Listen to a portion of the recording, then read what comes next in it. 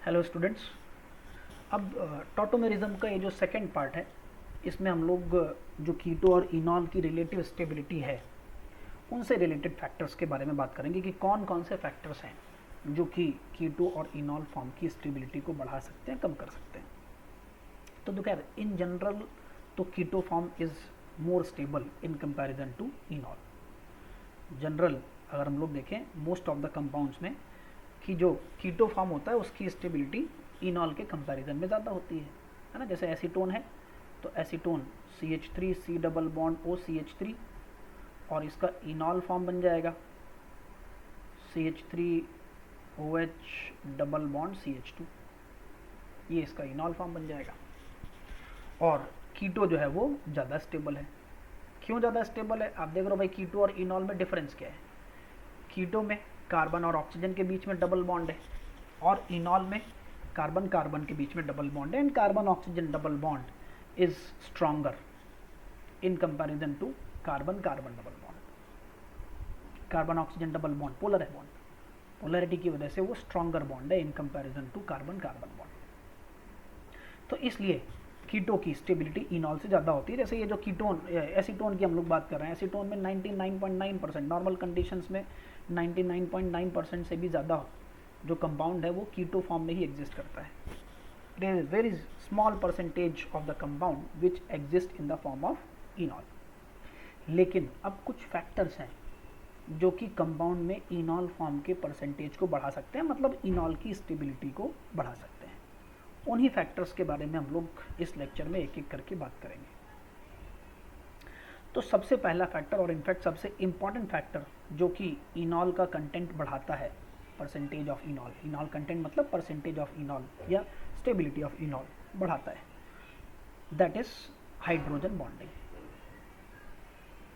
Hydrogen bonding तो किसी compound में अगर भाई इंट्रामॉलिक्यूलर हाइड्रोजन बॉन्डिंग हो सकती है, इंट्रामॉलिक्यूलर है ना। इंट्रामॉलिक्यूलर हाइड्रोजन बॉन्डिंग के बारे में आपने पढ़ा होगा। इंट्रामॉलिक्यूलर हाइड्रोजन बॉन्ड का मतलब बेसिकली क्या है, एक एडिशनल बॉन्ड और बन रहा है कंपाउंड में। एडिशनल बॉन्ड बन रहा है तो डेफिनेटली स्टेबिलिटी क्या होगी, बढ़ जाएगी, है ना। जैसे कि अब चलिए दो एग्जांपल्स के थ्रू मैं ये हाइड्रोजन बॉन्डिंग वाला कंसेप्ट समझाऊंगा आपको। जैसे कि सबसे पहले अगर हम लोग 1,2 डाइकीटोन्स की बात कर रहे हैं, 1,2 मतलब दोनों कार्बोनिल एडजेसेंट पोजीशन पर है। डाइकीटो कंपाउंड में मेनली ये काम होने वाला है। तो मान लीजिए पहले हम लोग यहाँ पर ले लेते हैं साइक्लिक 1,2 डाइकीटोन्स।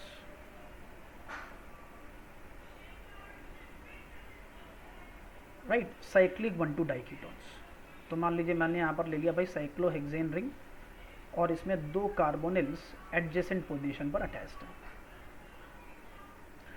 तो अब इसका भाई इनॉल फॉर्म बना लेते हैं, चलिए बन जाएगा ना इनॉल फॉर्म। अब तक आप लोगों ने इनॉल फॉर्म बनाना तो सीख ही लिया होगा। अल्फा कार्बन से हाइड्रोजन हटाएंगे और उसको ऑक्सीजन पर अटैच कर देंगे। तो इस कार्बन से मैंने हाइड्रोजन हटाया, यहाँ डबल बॉन्ड आ जाएगा और ये बन जाएगा OH। ये इसका इनॉल फॉर्म बनेगा। अब इस इनॉल फॉर्म में ये थोड़ा हाइड्रोजन ऐसे बनाना चाहिए था। अब आप देख रहे हो ये इस इनॉल फॉर्म में क्या हाइड्रोजन ऑक्सीजन एटम से अटैच्ड है और इसकी एडजेसेंट पोजीशन पर एक और ऑक्सीजन एटम यानी इलेक्ट्रोनेगेटिव एटम प्रेजेंट है, which is the condition for hydrogen bonding. तो यहाँ पर क्या होगा, ये ऑक्सीजन और ये हाइड्रोजन दोनों मिल करके क्या करेंगे, आपस में हाइड्रोजन बॉन्ड का फॉर्मेशन करेंगे। इंट्रामॉलिक्यूलर हाइड्रोजन बॉन्ड का फॉर्मेशन होगा।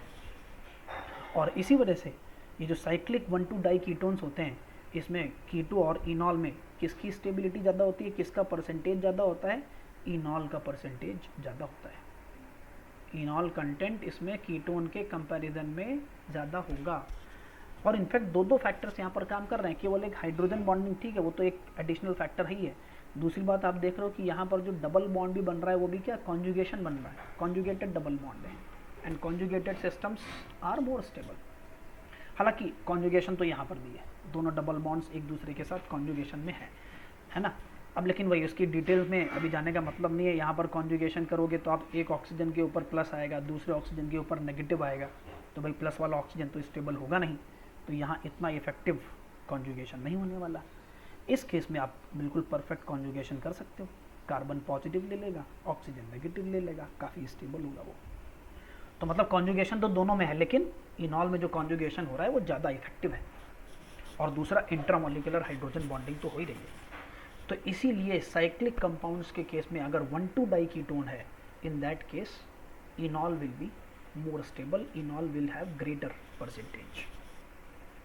लेकिन यही सेम काम अगर आप सोचो कि भाई ओपन चेन कंपाउंड में भी हो जाएगा, सोचने में तो लगता है कि ओपन चेन में भी सर यही हो जाना चाहिए। आप सोच रहे हो, बिल्कुल सही सोच रहे हो कि भाई होना चाहिए ये, अगर 1,2-डाई कीटोन ओपन चेन के फॉर्म में है तो यहाँ पर भी ये सेम काम होना चाहिए। लेकिन थोड़ा सा यहाँ पर दुर्भाग्य ये है कि जो 1,2-डाई कीटोन है वो इस तरीके के सिस फॉर्म में एग्जिस्ट नहीं करता है, क्योंकि ये अनस्टेबल होगा ना यार, काफ़ी दोनों पाई बॉन्ड सेम साइड में हैं, ऑक्सीजन के लोन पेयर भी काफ़ी एक दूसरे के क्लोज हैं। तो देखने में तो सोचने में लग रहा है कि ये काफ़ी स्टेबल बनेगा, यहाँ पर इस तरीके से इनॉल का फॉर्मेशन हो जाएगा। हाइड्रोजन बॉन्डिंग के लिए दोनों ऑक्सीजन सेम साइड में होना कंपलसरी भाई, बिना उसके काम नहीं चलने वाला। तो इस तरीके से इनॉल बनना चाहिए। लेकिन ये जो ओपन चेन में 1,2-डाई कीटोन्स होते हैं ये मेजरली किस फॉर्म में एग्जिस्ट करते हैं? ट्रांस फॉर्म में एग्जिस्ट करते हैं। दोनों जो कार्बोनिल ग्रुप हैं वो एक दूसरे के अपोजिट साइड में रहते हैं, क्योंकि कीटो तभी स्टेबल होगा जब ये दोनों एक दूसरे की अपोजिट साइड में होंगे। और अपोजिट साइड से जब आप इनॉल बनाओगे तो इनॉल बनेगा, लेकिन वो इतना स्टेबल नहीं होगा, क्योंकि अब जो इनॉल में ऑक्सीजन मतलब जो हाइड्रोजन बॉन्डिंग करने वाला ऑक्सीजन है और जो एक तरीके से एक्सेप्टर का काम करने वाला ऑक्सीजन है, वो दोनों क्या है? एक दूसरे के अपोजिट साइड में है। अब यहाँ पर हाइड्रोजन बॉन्डिंग पॉसिबल नहीं है, हाइड्रोजन बॉन्डिंग इस केस में नहीं होने वाली है। और इसीलिए क्लोज्ड चेन में मतलब साइक्लिक कंपाउंड में इनॉल ज़्यादा स्टेबल होता है, मोर स्टेबल है ना। लेकिन ओपन चेन कंपाउंड में ऐसा नहीं होने वाला। ओपन चेन में अगर 1,2-डाई कीटोन है तो उस केस में कीटो ही ज़्यादा स्टेबल होगा, कीटो का परसेंटेज हायर होगा इन कंपैरिजन टू इनॉल। दोनों 1,2-डाई कीटोन सिस्टम है, सिर्फ डिफरेंस साइक्लिक और एसाइक्लिक का है। साइक्लिक के केस में इनॉल ज़्यादा स्टेबल होता है, वहाँ हाइड्रोजन बॉन्डिंग पॉसिबल है, लेकिन ओपन चेन के केस में ये पॉसिबल नहीं है। अब लेकिन यही सेम काम अगर मान लीजिए भाई 1,3-डाई कीटोन में हो रहा है, एक और सिस्टम ले लेते हैं इसका। 1,3 अगर मान लीजिए डाई कीटोन है तो भैया 1,3-डाई कीटोन में क्या अब चेंज होने वाला है? 1,3-डाई कीटोन में मामला एकदम उल्टा हो जाने वाला है। 1,3-डाई कीटोन में मामला क्या होगा? एकदम उल्टा हो जाएगा। उल्टा बोले तो अब इस केस में साइक्लिक, जैसे मान लीजिए ये हम लोगों ने ले लिया है 1,3 साइक्लोहेक्साडाइओन, तो यहाँ पर इसका अगर आप इनॉल फॉर्म बनाओगे तो ये इनॉल फॉर्म बना लिया भाई हम लोगों ने, यहाँ पर OH आ जाएगा। और देखो इस केस में मेनली ये जो बीच वाला हाइड्रोजन है यही टॉटोमेरिज्म में पार्टिसिपेट करेगा, क्योंकि यही मोस्ट एसिडिक हाइड्रोजन है। दोनों अगर आप अल्फ़ा, ये भी अल्फ़ा कार्बन का ही हाइड्रोजन है, इससे भी इनॉल बनेगा, लेकिन दोनों में अगर कंपैरिजन किया जाए तो बीच वाला हाइड्रोजन बहुत ज़्यादा एक्टिवेटेड होगा, because it is much more acidic in comparison to the other hydrogen. तो अब इस केस में अगर आप इसका इनॉल बनाओगे, यहाँ डबल बॉन्ड आ गया और यहाँ डबल बॉन्ड ऑक्सीजन है, तो ये दोनों ग्रुप यार अब आप ओरिएंटेशन, इनका ओरिएंटेशन देख करके भी समझ सकते हो कि इन दोनों में अब इंट्रामॉलिक्यूलर हाइड्रोजन बॉन्डिंग पॉसिबल नहीं है, नहीं हो सकती यहाँ पर हाइड्रोजन बॉन्डिंग, क्योंकि दोनों का ओरिएंटेशन ही एक दूसरे के अपोजिट डायरेक्शन में है। तो यहाँ पर ये जो हाइड्रोजन मतलब होगा, सॉरी ये क्रॉस बनाना सही नहीं है, बनेगा ऑफ कोर्स इसका भी इनॉल बनेगा, लेकिन कौन ज़्यादा स्टेबल होगा इस केस में? कीटो ज़्यादा स्टेबल होगा, keto form will be more stable. अब यहाँ पर फेवरेबल कंडीशन किसके लिए बन गई है? ए साइक्लिक कंपाउंड के लिए फेवरेबल कंडीशन हो गई है। अब यार तुम अगर ए साइक्लिक में 1,3-डाई कीटोन ले लेते हो, suppose double bond oxygen double bond oxygen, और इसमें अगर टॉटोमेरिज्म करवा दिया जाए, तो इसमें टॉटोमेरिज्म करवाओगे बिल्कुल एकदम परफेक्ट इनॉल बनेगा। यहाँ पर परफेक्ट मतलब हाइड्रोजन बॉन्डिंग के कॉन्टेक्स्ट में परफेक्ट इनॉल बनेगा। ये बीच वाला हाइड्रोजन हटके यहाँ डबल बॉन्ड आ जाएगा और ये इसका इनॉल फॉर्म बनेगा, और इसमें अब हाइड्रोजन बॉन्डिंग बिल्कुल परफेक्टली पॉसिबल है। इसमें हाइड्रोजन बॉन्डिंग हो जाएगी, क्योंकि यहाँ पर अब दोनों जो OH और O हैं वो एकदम परफेक्ट ओरिएंटेशन में है फॉर इंट्रामोलिकुलर हाइड्रोजन बॉन्डिंग, है ना। इनफैक्ट जैसा मैंने बताया इसका एक और इनॉल भी बन सकता है, दूसरी साइड से भी टॉटोमेरिज्म होकर के इसका एक और इनॉल फॉर्म भी बनाया जा सकता है, लेकिन ये उतना मेजर फॉर्म में नहीं होगा।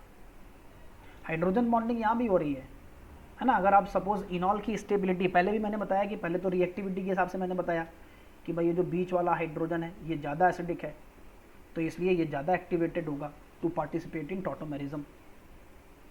लेकिन अगर आप सपोज इनॉल की स्टेबिलिटी के हिसाब से भी देखो तो हाइड्रोजन बॉन्डिंग तो दोनों में हो रही है, लेकिन इस केस में आप देख रहे हो ये डबल बॉन्ड क्या है, कॉन्जुगेशन में है, दोनों डबल बॉन्ड्स यहाँ कॉन्जुगेशन में है, और इस केस में दोनों डबल बॉन्ड्स कॉन्जुगेशन में नहीं है। Conjugated double bonds are more stable, है ना। तो इनफैक्ट अगर हम लोग सपोज इनका नाम रख दें ABC और हम लोग देखें कि इनमें रिलेटिव कंटेंट या रिलेटिव परसेंटेज क्या रहेगा, तो सबसे ज़्यादा परसेंटेज यहाँ B का होगा। ये इनॉल फॉर्म जो बना है ये सबसे ज़्यादा स्टेबल है, इसका परसेंटेज भी सबसे ज़्यादा होगा। लेकिन उसके बाद फिर कीटो फॉर्म आएगा and then we will have C। ये इनका रिलेटिव परसेंटेज सॉल्यूशन के अंदर रहेगा BAC, है ना। क्योंकि C में पहली बात तो जो हाइड्रोजन, जिस हाइड्रोजन से टॉटोमेरिज्म होना है वो भी इतना एक्टिवेटेड नहीं है, और दूसरा जो इनॉल बन रहा है वो भी इतना स्टेबल इनॉल नहीं बन रहा है, डबल बॉन्ड वहाँ पर कॉन्जुगेशन में नहीं है इसलिए, है ना। तो हाइड्रोजन बॉन्डिंग किसी मॉलिक्यूल के अंदर अगर इंट्रामॉलिक्यूलर हाइड्रोजन बॉन्डिंग होती है तो उसकी वजह से उसका इनॉल कंटेंट बढ़ता है, पहला फैक्टर। सेकेंड फैक्टर पर आ जाते हैं, and the second factor is aromatic character. Aromatic character मतलब अगर कीटो से इनॉल में जाने पर कंपाउंड के अंदर सपोज एरोमेटिक कैरेक्टर इंड्यूस हो रहा है, एरोमेटिक कैरेक्टर आ रहा है, तो उस केस में क्या होगा, उसका इनॉल कंटेंट बढ़ जाएगा। और ये मेरे ख्याल से बहुत ऑब्वियस है, अंडरस्टैंड इसको समझना कि भाई aromatic compounds are highly stable, है ना। तो मान लीजिए कीटो जो है वो नॉन एरोमेटिक कंपाउंड है, इनॉल में जाने पर वो एरोमेटिक कंपाउंड बन रहा है, तो डेफिनेटली उसकी स्टेबिलिटी क्या होगी, बढ़ेगी, और इसीलिए इनॉल का परसेंटेज भी बढ़ेगा, है ना। फॉर एग्जांपल ये एक मॉलिक्यूल अगर ले लिया जाए, डबल बॉन्ड और ये डबल बॉन्ड ऑक्सीजन, इसका अगर हम लोग इनॉल फॉर्म बनाएंगे तो भाई क्या बनेगा इनॉल फॉर्म, ये अल्फा कार्बन होना चाहिए ना भाई टॉटोमेरिज्म के लिए, ये अल्फा कार्बन पर अल्फा कार्बन sp3 है, इस पर हाइड्रोजन भी है, तो ये टॉटोमेरिज्म करेगा। और लेकिन इस केस में जो इनॉल बनेगा that will be highly stable, क्योंकि जो इनॉल बना है वो है क्या भाई, फिनॉल है, benzene ring, highly stable benzene ring, right. तो इसलिए यहाँ पर क्या होगा, इनॉल का परसेंटेज ज़्यादा होगा। इस कंपाउंड का मेजर फॉर्म किस फॉर्म में रहेगा, इनॉल, मतलब इस कंपाउंड का जो मेजर स्ट्रक्चर है वो कौन सा होगा, इनॉल फॉर्म इसका मेजर स्ट्रक्चर बनेगा, एरोमेटिक। और वही अगर मान लो एंटी एरोमेटिक बन रहा है कंपाउंड, इनॉल फॉर्म में जाने से कंपाउंड अगर एंटी एरोमेटिक हो गया, सपोज ये हम लोग एक कंपाउंड ले लें, डबल बॉन्ड और यहाँ पर डबल बॉन्ड ऑक्सीजन है, इसका अगर हम लोग सपोज इनॉल बनाएं तो ये इनॉल फॉर्म कैसा बन रहा है भाई, एंटी एरोमेटिक बन रहा है। आप देख लो, दो डबल बॉन्ड, 4 मेंबर रिंग में 2 डबल बॉन्ड आ गया ना भाई, 4 पाई इलेक्ट्रॉन्स हैं, बाकी हाँ एरोमेटिसिटी की सारी कंडीशंस सेटिस्फाई हो रही हैं, लेकिन हकल्स रूल में 6 के बजाय कितने 4 पाई इलेक्ट्रॉन्स हैं, और 4 पाई इलेक्ट्रॉन्स मतलब एंटी एरोमेटिक। तो इनफैक्ट इस केस में तो फिर क्या टॉटोमेरिज्म होगा ही नहीं, हाईली अनस्टेबल इनॉल बन रहा है ना, तो इसलिए इनॉल का फॉर्मेशन हो ही नहीं पाएगा, है ना। तो इस तरह के केसेस में जहाँ पर इनॉल में जाने से एरोमेटिक कैरेक्टर बढ़ता है या एरोमेटिक कैरेक्टर आ जाता है कंपाउंड के अंदर, तो वहाँ पर फिर इनॉल की स्टेबिलिटी, इनॉल का परसेंटेज कीटो से ज़्यादा होगा। ये आपका सेकंड फैक्टर है जो कि कीटो और इनॉल के परसेंटेज को डिसाइड करता है। अब थर्ड फैक्टर अगर हम लोग देखें, third factor is extended conjugation. Keto enol tautomerism में थर्ड फैक्टर आता है एक्सटेंडेड कॉन्जुगेशन। एक्सटेंडेड कॉन्जुगेशन का मीनिंग आई होप सभी लोगों को पता है, नहीं पता है तो दूसरा लेक्चर हम लोग इसके ऊपर कर सकते हैं बाद में। तो एक्सटेंडेड कॉन्जुगेशन मतलब बेसिकली जिसमें कॉन्जुगेशन ओवर अ मतलब जितने ज़्यादा डबल बॉन्ड्स के ऊपर कॉन्जुगेशन या जितने ज़्यादा डबल बॉन्ड्स कॉन्जुगेशन में है, कंटिन्यूअस कॉन्जुगेशन में, इसको हम लोग बोलते हैं एक्सटेंडेड कॉन्जुगेशन। अब इस पॉइंट को समझने के लिए एक बड़ा सिंपल सा हम लोग एग्जांपल लेंगे, वही जो हम लोगों ने अभी 1,3 डाई कीटोन का एक एग्जांपल लिया था, उसी को अगर मैं थोड़ा सा मॉडिफाई कर देता हूँ।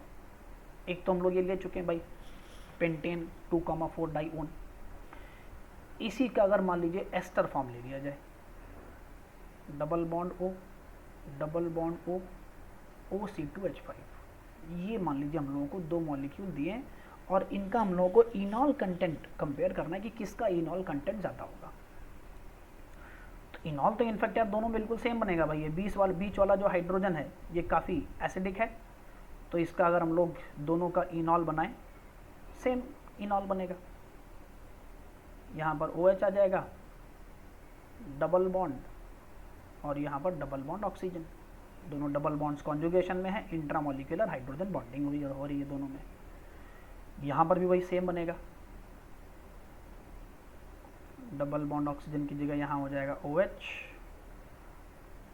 डबल बॉन्ड O और OC2H5, है ना। दोनों में आप देख रहे हो कॉन्जुगेशन भी है, इंट्रामोलिकुलर हाइड्रोजन बॉन्डिंग भी है, लेकिन फर्स्ट वाला जो केस है ये एक्सटेंडेड कॉन्जुगेशन, आप देख रहे हो कॉन्जुगेशन एक ही डायरेक्शन में चल रहा है, पूरा का पूरा जो कॉन्जुगेशन है वो उसमें इलेक्ट्रॉन्स का फ्लो एक ही डायरेक्शन में है।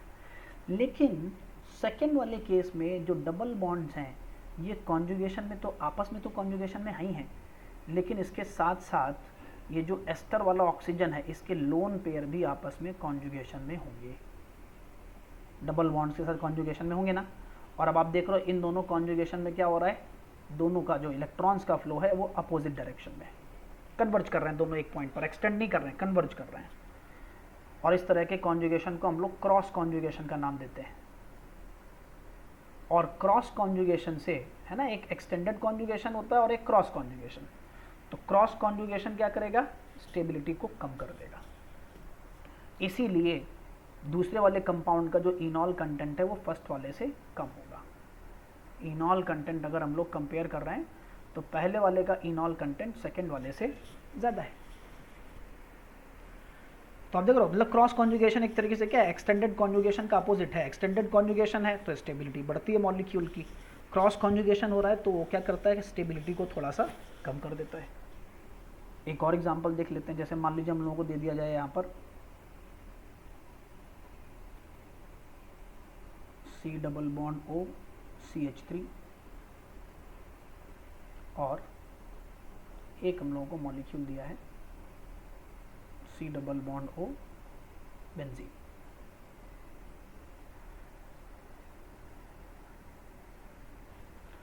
अब इन दोनों का अगर हम लोगों को इनॉल कंटेंट कंपेयर करना है तो इनॉल तो आप सभी लोग बना ले रहे होगे, है ना। इनॉल अगर हम लोग यहाँ पर बनाएं तो फर्स्ट वाले केस में इनॉल, इसका इनॉल बन जाएगा OH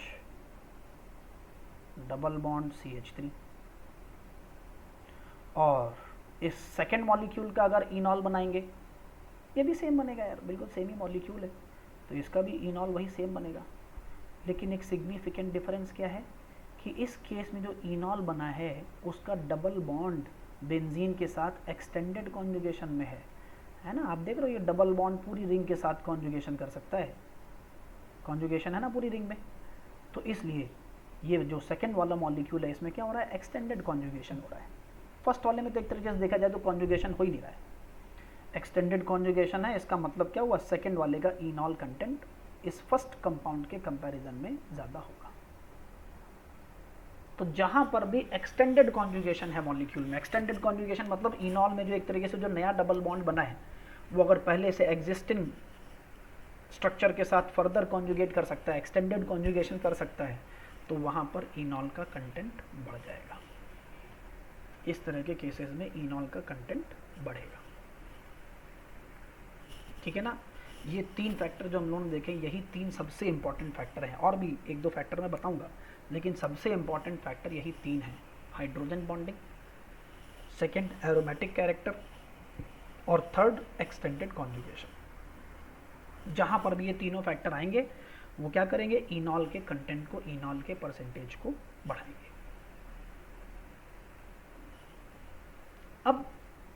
थोड़े और कुछ जो थोड़े छोटे मोटे फैक्टर हैं वो भी देख लेते हैं। बाकी फैक्टर एक्चुअली क्या थोड़ा कंपैरिजन के हिसाब से, जैसे अब नेक्स्ट है इसमें स्टेरिक फैक्टर।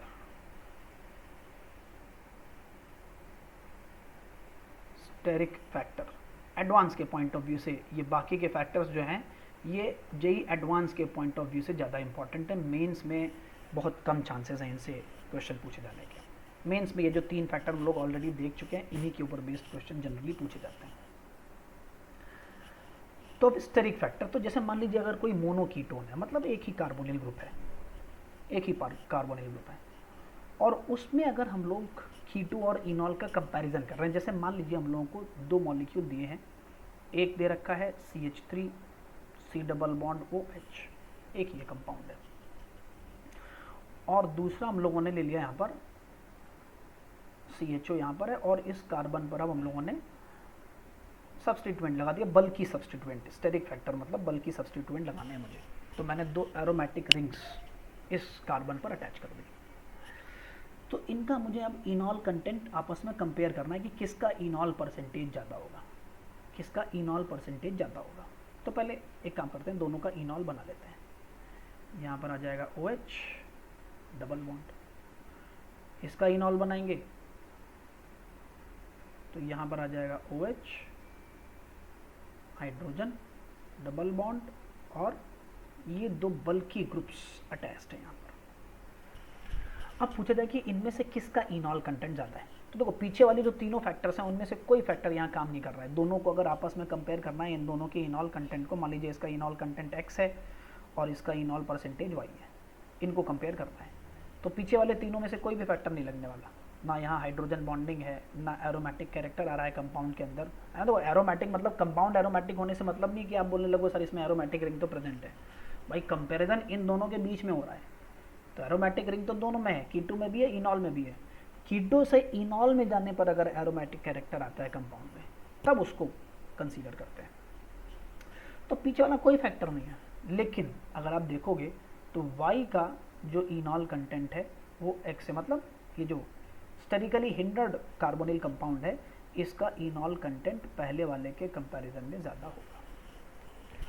मोनोकीटोन्स ध्यान से समझ लो, मोनोकीटोन्स में अगर आप अल्फा कार्बन पर स्टेरिक हिंड्रेंस बढ़ा रहे हो, कंपैरिजन के लिए बोला गया है, देखो इसका मतलब ये बिल्कुल नहीं है कि इसमें इनॉल कंटेंट कीटो से ज़्यादा है, ऐसा मैं बिल्कुल भी नहीं बोल रहा हूँ। कंपैरिजन कर रहा हूँ मैं, 2 बिल्कुल सेम टाइप के, मतलब दोनों सेम मोनोकीटोन्स ही हैं, बस केवल एक में अल्फा पोजीशन पर हम लोगों ने स्टेरिक हिंड्रेंस बढ़ा दिया है।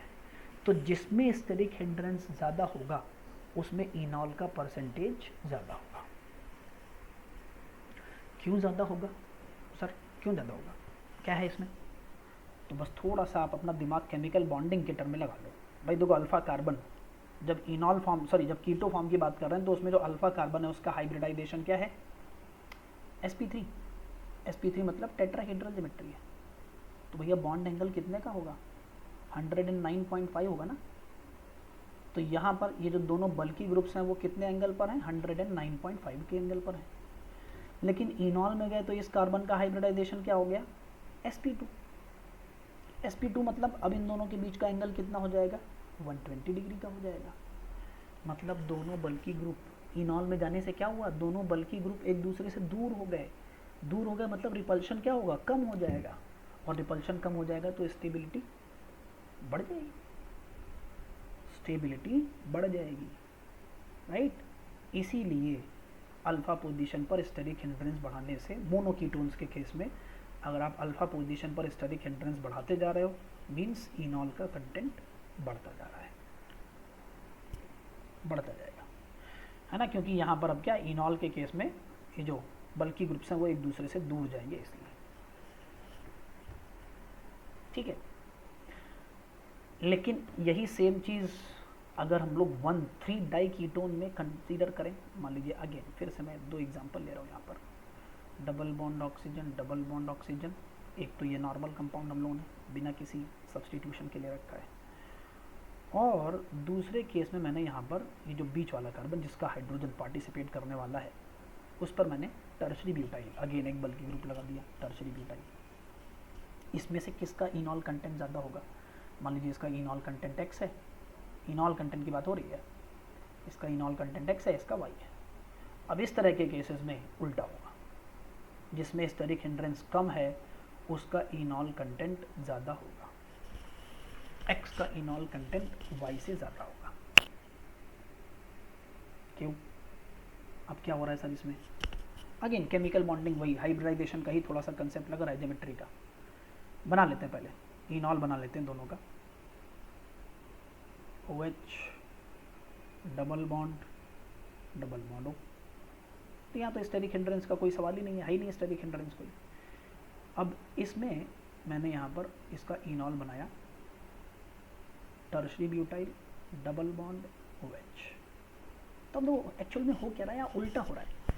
उल्टा इन द सेंस, देखो भाई जब ये कीटो फॉर्म में था, इस कार्बन का हाइब्रिडाइजेशन क्या था, sp3, टेट्राहीड्रल ज्योमेट्री थी इसके अकॉर्डिंग, इसके अराउंड। और ये जो कार्बोनिल है इसके अराउंड ज्योमेट्री क्या थी, sp2, मतलब ट्राइगोनल प्लानर। ये sp2 कार्बन है ना। तो आप देख सकते हो भाई ये जो CH3 ग्रुप है और ये जो टर्शरी ब्यूटाइल ग्रुप है, ये दोनों डिफरेंट प्लेन में रहे होंगे ना। सोच लो इसके बारे में। ये कार्बन का sp3 हाइब्रिडाइजेशन है, मतलब टर्शरी ब्यूटाइल जो है वो definitely out of the plane है, मतलब प्लेन में तो नहीं है। लेकिन ये sp2 है, मतलब ये वाला मिथाइल क्या होगा, प्लेन में ही होगा। तो दोनों क्या थे, डिफरेंट प्लेन में थे, दूर दूर थे एक दूसरे से, थोड़ा ज़्यादा स्टेबल थे, रिपल्शन, स्टेरिक रिपल्शन कम था। लेकिन जैसे ही इनॉल में गए तो अब आप देख रहे हो ये दोनों जो ग्रुप्स हैं वो sp2 कार्बन से जुड़े हुए हैं, मतलब टर्शरी ब्यूटाइल और मिथाइल दोनों क्या हुए, सेम प्लेन में आ गए। और सेम प्लेन में आ गए हैं तो इसका मतलब स्टेरिक हिंड्रेंस बढ़ जाएगा। क्लोज आ गया ना, क्लोज आ गया तो स्टेरिक हिंड्रेंस बढ़ेगा, स्टेरिक हिंड्रेंस बढ़ेगा तो स्टेबिलिटी क्या होगी, कम हो जाएगी। इसलिए अगर 1,3 डाइकीटोन सिस्टम के बारे में बात हो रही है तो बीच वाले कार्बन पर अगर आप स्टेरिक हिंड्रेंस बढ़ाओगे, इनॉल कंटेंट कम होता जाएगा, इनॉल कंटेंट कम होता चला जाएगा।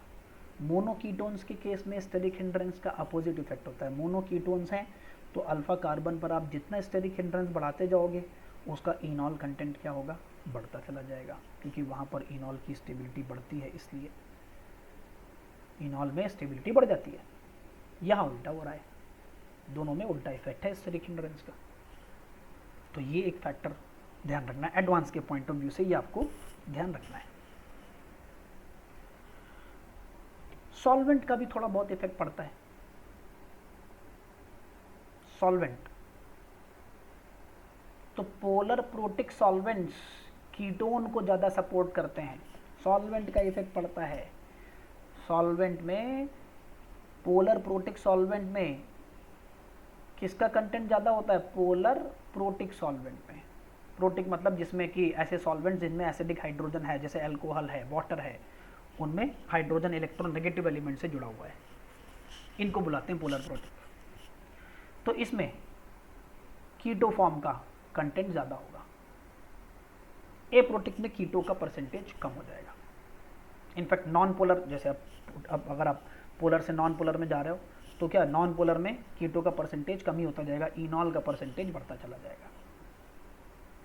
तो पहले तो पोलर प्रोटिक सॉल्वेंट में या पोलर सॉल्वेंट्स में कीटो का परसेंटेज क्यों ज़्यादा है, तो यार देखो कीटो, ये जैसे मान लीजिए ये कीटोन है एक एसीटोन, और पोलर प्रोटिक की डेफिनेशन ही यही है कि उसमें एक एसिडिक हाइड्रोजन रहेगा। एसिडिक हाइड्रोजन मतलब जो इलेक्ट्रोनेगेटिव एलिमेंट से जुड़ा हुआ हाइड्रोजन है।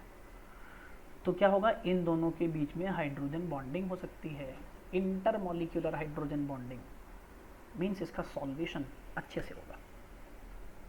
सॉल्वेंट और सॉल्यूट के बीच में इंटरेक्शन स्ट्रॉन्ग है, मतलब सॉल्वेशन अच्छे से होगा ना, और सॉल्वेशन अच्छे से होगा मतलब स्टेबिलिटी इसकी बढ़ेगी। अब आप बोल सकते हो कि सर इनॉल में भी होगा, बिल्कुल होगा, इनॉल में भी होगा ये काम, लेकिन यार इनॉल में sp3 ऑक्सीजन है ना, तो ये उतना स्ट्रॉन्ग तो हाइड्रोजन बॉन्डिंग नहीं कर पाएगा, है कि नहीं, ये उतनी स्ट्रॉन्ग हाइड्रोजन बॉन्डिंग नहीं कर पाएगा, इसकी इलेक्ट्रोनेगेटिविटी कम है, इसलिए हाइड्रोजन बॉन्डिंग तो होगी इसमें भी, लेकिन इसमें कम हाइड्रोजन बॉन्डिंग हो पाएगी। हाँ, तो पोलर प्रोटिक सॉल्वेंट में, इनफैक्ट पोलर सॉल्वेंट्स में कीटो का परसेंटेज ज़्यादा होता है, इनॉल का कम होता है।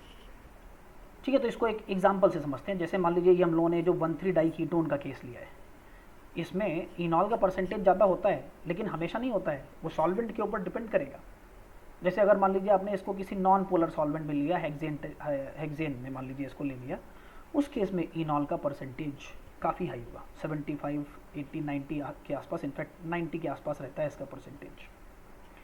लेकिन इसी को आप किसी पोलर सॉल्वेंट में डिज़ोल्व कर दो, जैसे वाटर में अगर डिज़ोल्व कर दिया जाए, तो भाई वाटर में इसका परसेंटेज सिर्फ 15% है, वाटर में कीटो का परसेंटेज 85 है, इनॉल का परसेंटेज सिर्फ 15% है, क्योंकि वाटर पोलर प्रोटिक सॉल्वेंट है।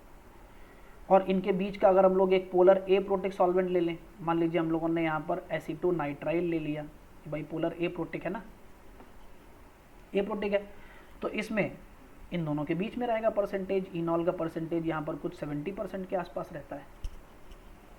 तो इस एग्जाम्पल से और इस एक्सप्लेनेशन से आपको क्या समझ में आ रहा है कि जैसे जैसे सॉल्वेंट की पोलैरिटी बढ़ती है, इनॉल कंटेंट कम होता है और कीटो कंटेंट बढ़ता चला जाता है। And reason is stability, keto will be more stable in polar solvents. ठीक है, और एक लास्ट फैक्टर और मैं बताना चाहता हूं, that is ring strain. Ring strain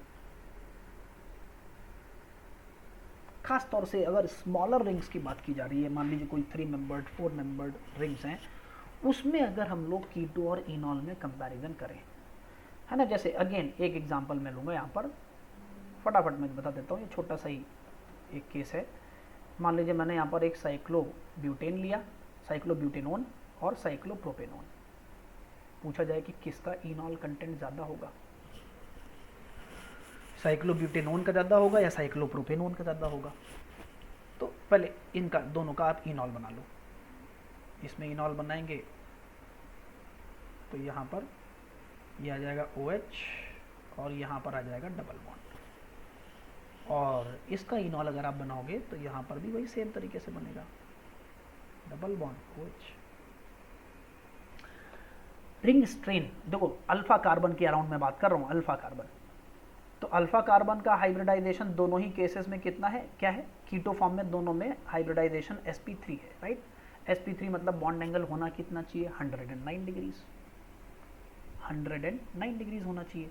लेकिन अब जैसे साइक्लोब्यूटेनोन है, इसमें बॉन्ड एंगल कितना है, 90 डिग्री का बॉन्ड एंगल है ना इसमें, यहाँ पर लगभग 90 डिग्री, मतलब रिंग स्ट्रेन कितने का है यहाँ पर, 19 डिग्रीज का है, 19 डिग्रीज का है ना भाई, 109 होना चाहिए था, 90 है मतलब 19 डिग्री का है।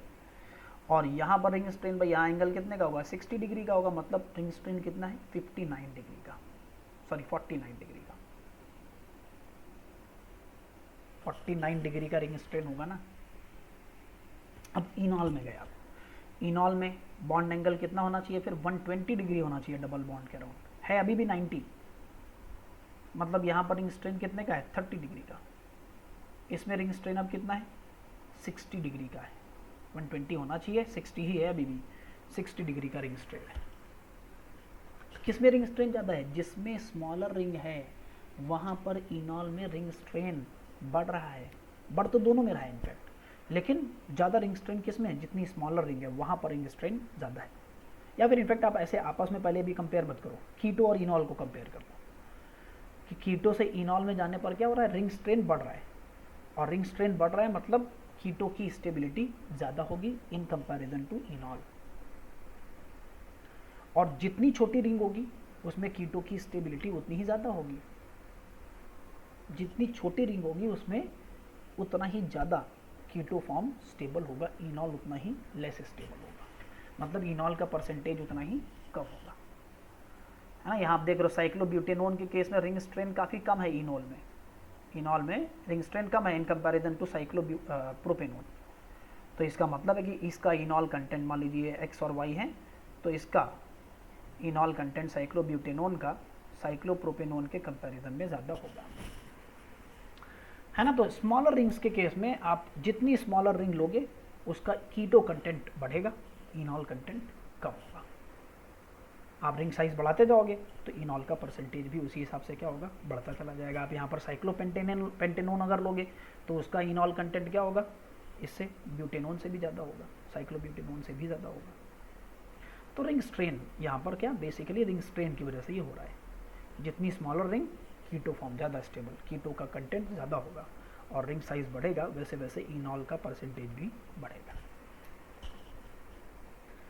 ठीक है भाई, तो ये सारे के सारे फैक्टर्स हैं जो कि कीटो इनॉल की रिलेटिव स्टेबिलिटी डिसाइड करते हैं। पहले 3 फैक्टर इंपॉर्टेंट हैं मेंस के पॉइंट ऑफ व्यू से भी और एडवांस के पॉइंट ऑफ व्यू से भी, और लास्ट के जो 3 फैक्टर्स हैं वो मेनली एडवांस के पॉइंट ऑफ व्यू से ही इंपॉर्टेंट है ना। तो ये पूरा लेक्चर आप लोग देखिए, इसमें अगर कोई डाउट वगैरह अगर आपको आता है, कोई पॉइंट इसमें अगर ना समझ में आ रहा हो, दोनों लेक्चर्स में मैंने टॉटोमेरिज्म के 2 लेक्चर्स लिए हैं, तो इनमें से किसी में भी अगर आपको कोई डाउट है तो आप कमेंट सेक्शन में कमेंट करके मुझे बता सकते हो, मैं उसका रिप्लाई करूँगा। Alright, thank you so much for watching the video and keep watching. Subscribe to the channel if you want to get notification for further videos as well. Thank you so much.